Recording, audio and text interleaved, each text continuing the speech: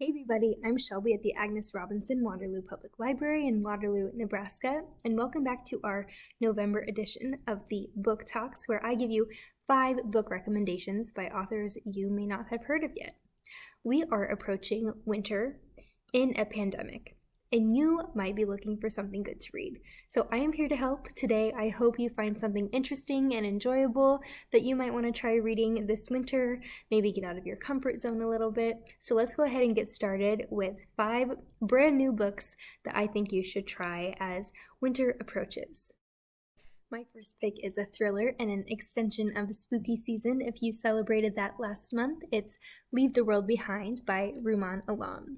Amanda, Klay, and their 2 teenage children are a white family vacationing in upstate New York, taking a break from the hustle and bustle of the city while staying in a luxurious Airbnb that they're renting for the week. Late one night, an older black couple knock on the door. They're the owners of the home, and they're panicking.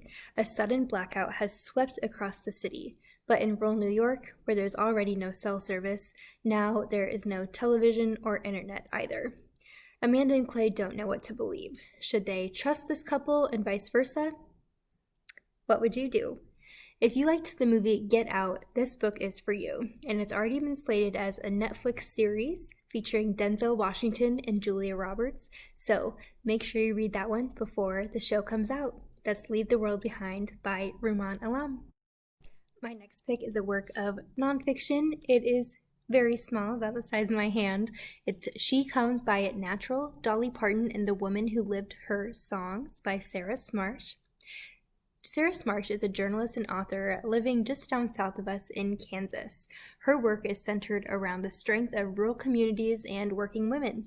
In this book, she explores Dolly Parton's contributions to the working class across the country and reflects on the many ways that Dolly's songs impacted the women in Sarah's family.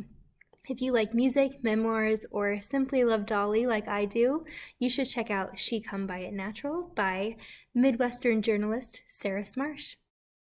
In honor of Veterans Day coming up this Wednesday, my next pick is Missionaries by Klay.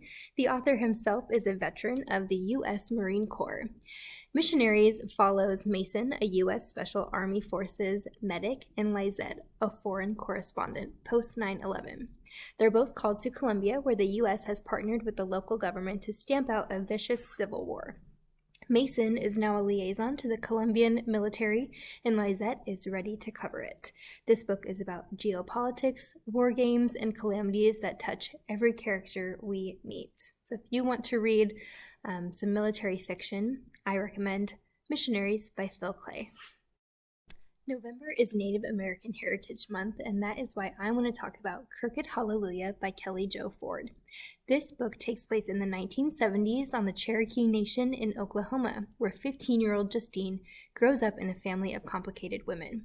We follow Justine as she leaves Oklahoma's Indian country in hopes of a better life in Texas during the oil bust of the 1980s, where she feels unmoored from her family back on the reservation.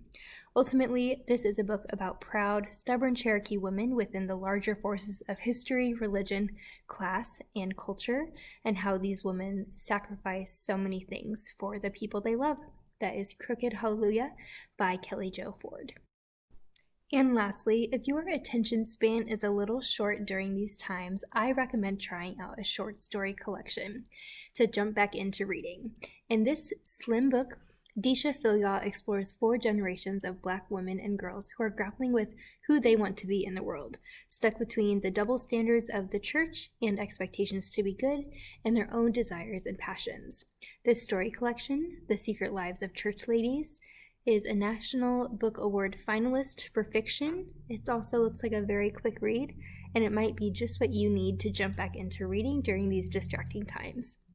And there you have it. These are my picks for the month of November. We have lots of new books here at the library coming every week, so stop on in during our limited hours or utilize our curbside pickup service to be safe, and we'll make sure you are stocked up with good books and movies to get through this winter while hunkering down and staying home so we stop the spread of COVID-19 in our community.